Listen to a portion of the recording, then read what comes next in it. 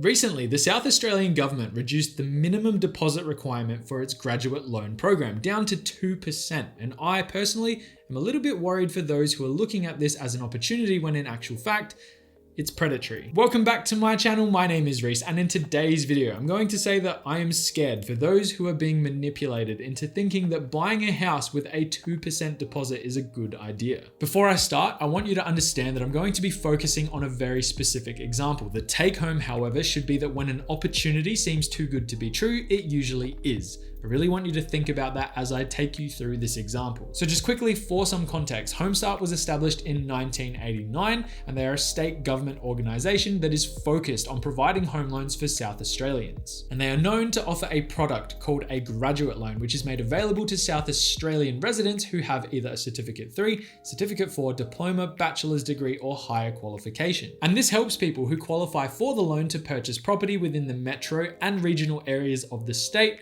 as long as the property they're purchasing is a PPOR or a principal place of residence, a primary residence, an owner-occupier, where they're going to basically be living. And according to the HomeStart website, there are more than 2,000 graduate loans on the books. Now, before I even start to unpack this, I want you to understand how this scheme is being marketed to its target audience. Thousands of South Australians are saving hard to buy a house, and this could make the difference to them taking that step. I hate this. It makes me feel sick that it's being encouraged from the perspective of, don't worry if you don't have a decent deposit. We will let you bypass the important protection checks that have been put in place and imposed since the GFC. It even reads as if they're gloating about it. Just look at this. Owning your own home is the great Australian dream, but saving a deposit can be a sticking point, especially with most commercial lenders requiring deposits of up to 20%. Yes, there is a reason why commercial lenders prefer a deposit of 20% or more. It's to show them confidence in your ability to service a debt that may take up to 30 years to pay off. And I want to be specific here. I know for some it can be difficult to save a deposit at a rate faster than what the market grows at, basically keeping them priced out. I understand that. However, I would be very concerned for those who are reckless with their money but still able to somehow slip through the cracks and actually qualify for these loans. We've talked about things like liar loans before on the channel. I might leave a link down in the description below on the video I made on the topic. I think it's an interesting watch, but it's one that's definitely worth talking about. It's one that's definitely worth understanding because people look at this as an opportunity to get into the market but don't actually understand what they're actually getting themselves into. It's really quite frightening how easy it is for people to slip through the cracks. Once you buy a house, there are additional costs that come with the purchase. Upkeep, renovating, servicing a constantly changing interest rate, and at 98% LVR, you're basically going to be paying the maximum amount of interest you can on that debt, which over the course of a 30-year mortgage will see the people who take on these loans paying significantly more as a total to pay down this debt. This is what really concerns me as well. On the website, the Premier of the state has been quoted saying HomeStart's decision to slash the minimum deposit for its graduate loan to 2% will mean that thousands of dollars less is needed in upfront savings, enabling hardworking South Australians to get a foot on the property ladder sooner. The way I interpret that is South Australians will be spending more in the long term, which could severely damage a buyer's future financial goals. Still back on the website from the CEO of HomeStart himself, many South Australians are struggling to save enough to pay for the ever-growing deposit of a home,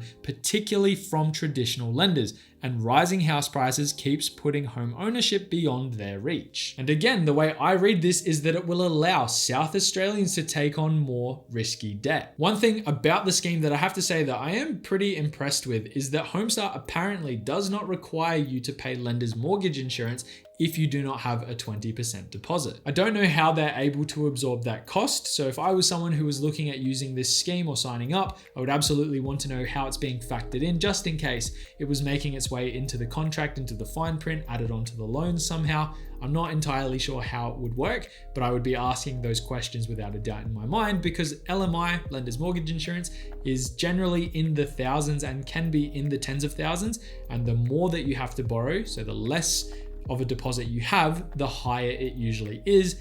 This is something I would absolutely be understanding before signing anything. And for those who don't know what LMI is or Lender's Mortgage Insurance is, I've linked a handy video I made down below explaining the topic in a bit of depth. And it's something that if you are an Australian who's looking at buying property within the country in the coming years or not too far away from now, definitely have your head wrapped around LMI. It's a topic that's worth understanding before getting involved, especially when you're going to be making such a big decision. 30 years to pay off a mortgage is generally the normal time frame that's set here. I highly recommend understanding the topic. So feel free to use that resource as you wish. And now would be a really good opportunity for you to quickly hit that like and subscribe button down below as well. It really helps the channel grow. I really appreciate the support and it does not go unnoticed. So moving on from that, what is the take home from today's video? Firstly, the scheme is being marketed as a very positive thing, which I can only imagine would be positive for a very specific group of people. Whereas for many, I believe that this type of loan structure will be somewhat of a trap where once people come on board, they sign up, they may experience some difficulties along the way. A few examples would include hidden fees that weren't considered in the fine print, such as the ones listed here on their website, potentially above market interest rates due to it being a low deposit loan. And let's not forget that these interest rates can rise, which would put more pressure on the buyers. This will all add up. The short-term benefits might not pay off in the long term, where Homestart will probably make their money over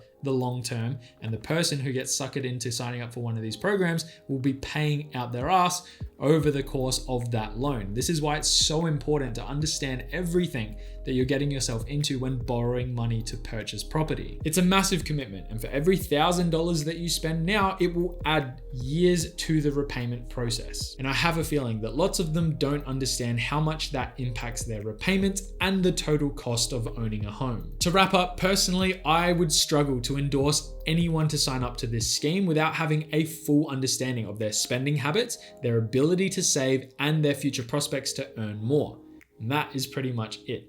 Hopefully today, what I've talked about, it's a little bit grim, it's a little bit on the nose, but it's something that I think is important for people to understand. Even if you don't live in South Australia, look at these types of schemes and really try to take it in. Really try to understand what you're looking at, really try to understand where the negatives in it is and how you can be caught out for signing up to something like this.